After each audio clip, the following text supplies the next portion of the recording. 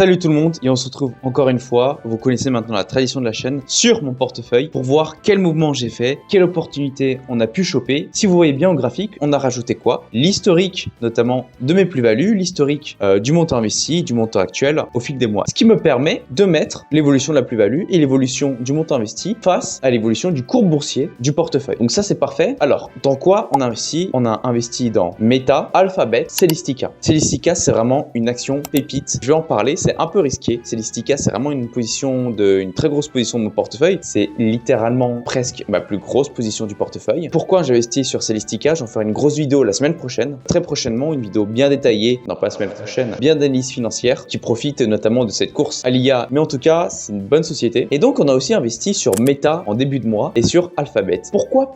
Parce qu'en fait, vous savez qu'en début août, notamment Alphabet et Meta avaient sorti leur bilan financier du second trimestre. Les analyses financières étaient plus hautes que prévu et donc leur cours de bourse en montée et donc on rassurait notamment les investisseurs dans le fait que Meta et Alphabet avaient toujours la capacité de générer en tout cas de la croissance en investissant dans leur recherche et développement de plus en plus. Donc ça s'appelle le CAPEX notamment. Et donc ces résultats de CAPEX ont porté leurs fruits puisque leur croissance a augmenté notamment avec Alphabet dans le cloud encore une fois. Malheureusement aujourd'hui le marché je trouve se voit un peu cher donc on a racheté notamment Meta que vous voyez ici donc le point bleu mais je me dis on est encore une fois sur le long terme. Alphabet par contre qui se sort un peu mieux en ce moment. Que vous voyez que Alphabet qui je sais pas, qui commence à pump.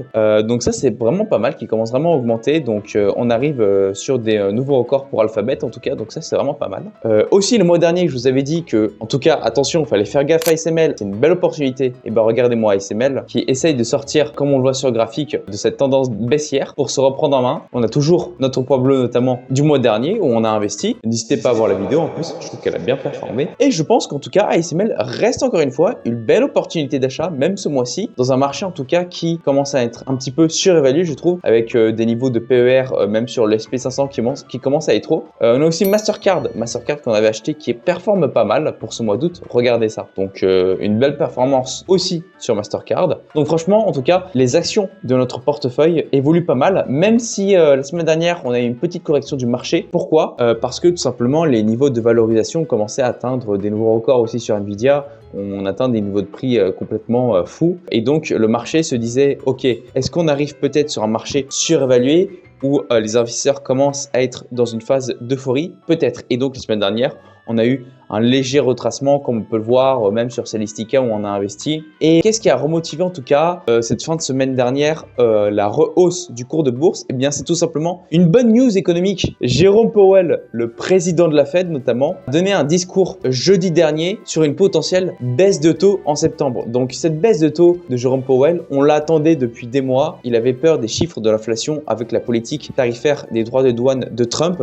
Et vous savez que les relations entre Trump et Jérôme Powell sont un peu compliqué. Et Jérôme Powell notamment attendait des chiffres du chômage américain, les chiffres de l'inflation pour ensuite prendre la décision sur est-ce qu'il allait vraiment baisser les taux d'intérêt, sachant que si on allait avoir des taux d'inflation et des taux de chômage plus hauts que prévu, ça ne servait à rien de baisser les taux parce que sinon cela allait être complètement contre-productif pour l'économie américaine, ça allait générer plus d'inflation, de tension et finalement Jérôme Powell commence à céder face aux menaces de Trump de le virer et donc c'est pour ça que comme on peut le voir sur les news récentes que Powell a finalement dit peut-être que je vais baisser les taux d'intérêt. Mais en tout cas, ça a remotivé les investisseurs pour plus emprunter et investir sur les marchés financiers. Après, pour les opportunités, il y avait Fortinet qui, le 6 août, avait annoncé ses résultats trimestriels, son chiffre d'affaires qui était plus haut que prévu, notamment par les analystes. Mais malheureusement, tous ces chiffres n'ont pas été plus haut que prévu et donc c'est pour ça que son cours de bourse s'est complètement effondré. Donc Fortinet, on se retrouve sur une action en tout cas où son PER est redevenu à des niveaux de valorisation intéressants. Et donc j'hésite à investir sur Fortinet. C'est la seule opportunité en tout cas que j'ai vue sur un marché en tout cas aujourd'hui où les actions se valent un peu cher. Peut-être Amazon. Alors soit Fortinet, soit Amazon sont des entreprises en tout cas sur lesquelles j'ai été investir pour diversifier mes positions parce que comme on peut le voir sur mon portefeuille global, on peut voir que là je commence à avoir pas mal de positions et en tout cas une chose qui est positive aussi, c'est que regardez, enfin on a plus d'actions que d'ETF. Donc ça j'en avais parlé aussi le mois dernier, c'est vraiment un truc que je voulais faire et c'est notamment en investissant plus mes 400 € assez diversifiés sur Celestica, Meta et Google qu'on a pu dépasser ce chiffre. Donc là c'est un chiffre assez symbolique. Encore une fois, le portefeuille se diversifie. Je pense soit investir sur Fortinet ou Amazon le mois prochain. Pour moi, mais en tout cas, c'est les deux seules opportunités que j'ai trouvées pour le mois de septembre. Donc ça, c'est vraiment pas mal du tout. Sinon, renforcer ASML sur le secteur européen. Mais en tout cas, ce sont juste les 3 opportunités que j'ai pu dénicher. N'oubliez pas que aussi, j'ai sorti quelques cadeaux pour vous parce qu'en description, vous avez quoi? Mon lien d'affiliation très public. Vous profitez de 10 € offerts. Et aussi, notamment, un nouveau chapitre sur mon e-book gratuit d'investissement. Donc ça, vous pouvez aussi aller le checker. C'est dans la description. Donc j'espère que cette vidéo, en tout cas de revue de portefeuille, vous aura plu. J'espère que je vous ai donné quelques opportunités, que ce soit pour Amazon, pour Fortinet et pour ASML, ou en tout cas dans ce marché haussier, je trouve que les opportunités d'achat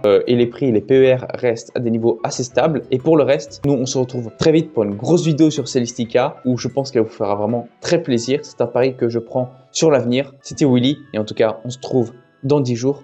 Allez, ciao les refs.